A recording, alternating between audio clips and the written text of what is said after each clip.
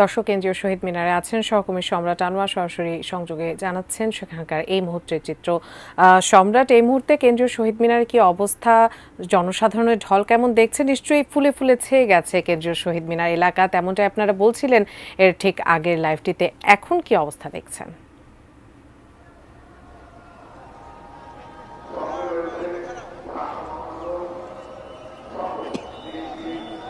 যে ভাষার জন্য এত আত্মত্যাগ, যে ভাষার জন্য এত প্রচেষ্টা, সেটার কি পূর্ণাঙ্গ আমরা মর্যাদা দিতে পারছি?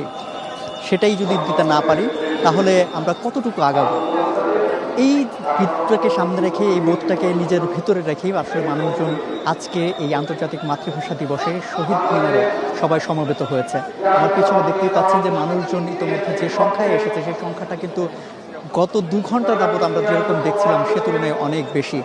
আমরা দেখতে পাচ্ছি বিভিন্ন রাজনৈতিক দল এবং পেশাজীবী সংগঠনের পক্ষ থেকে এখানে ইতিমধ্যে একে একে করে লোকজন আসছে এবং তারা দলগতভাবেই আসছে। অনেকে আবার আসছেন যে পরিবার পরিজন নিয়ে আলাদাভাবে আসছেন, কিন্তু সবারই লক্ষ্য আসলে এক, এই শহীদ মিনারের বেদিতে তাদের পুষ্পস্তবক অর্পণের মধ্য দিয়ে জাতির যে শ্রেষ্ঠ সন্তান, ভাষার জন্য যারা আত্মত্যাগ করেছেন, প্রাণ দিয়েছেন, তাদেরকে স্মরণ করা, তাদেরকে শ্রদ্ধা নিবেদন করা। ইতোমধ্যে এখানে এখন বাংলাদেশের রাজনীতিতে যে দলটি বড় নাম নিয়ে এসেছেন, সেই বিএনপির পক্ষ থেকে একটি প্রতিনিধি দল তারা এখানে চলে এসেছেন ইতোমধ্যে। আপনারা জানেন যে তারা সকাল থেকেই আসবে করে বারবার বলা হচ্ছিল, তো তারা সমবেত হয়েছেন বলাকার সামনে, বলাকা সিনেমা হলের সামনে। সেখান থেকে তারা কিন্তু ইতোমধ্যে এখানে পৌঁছেছেন এই কেন্দ্রীয় শহীদ মিনারে।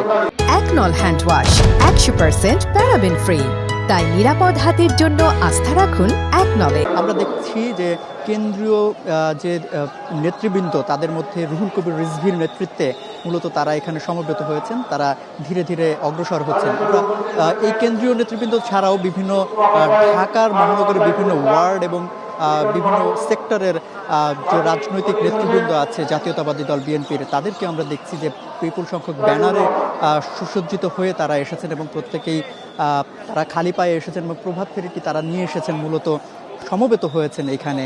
এবং তাদেরকে যাতে তাদের শ্রদ্ধা নিবেদন করতে পারেন ঠিকঠাকভাবে, কোনো ধরনের বিশৃঙ্খলা তৈরি না হয়, সেজন্য কিন্তু আমরা দেখতে পাচ্ছি যে এখানে যারা ভলান্টিয়াররা ছিলেন এতক্ষণ দীর্ঘ সময়, তারা বলতে গেলে কাজ ছাড়াই ছিলেন, খুব বেশি লোক যেহেতু হয়েছিল না, তাদেরকে দেখতে পাচ্ছি বেশ তৎপর রয়েছে। এবং একই কথা আমরা বলতে পারি আইন শৃঙ্খলা রক্ষাকারী বাহিনীর সদস্যদের, যারা ইতিমধ্যে দেখছি যে তারা বেশ আশপাশে ঘিরে দাঁড়িয়েছে।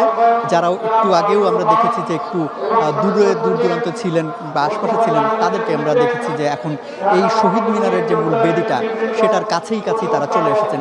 এবং অনেক স্কুল কলেজের শিক্ষার্থীদের আমরা দেখেছি যে এখানে যারা এসেছেন এবং যে তাদের ফুলের শ্রদ্ধা নিবেদন, সেটাও তারা নিবেদন করছেন।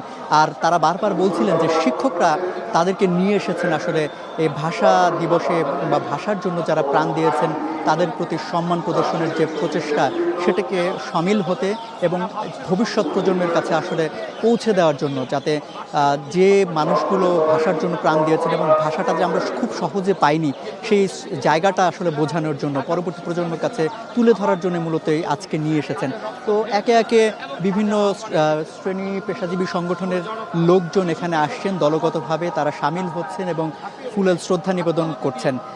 তো এই ছিল এখান থেকে, শহীদ মিনার থেকে আমার কাছে সবশেষ।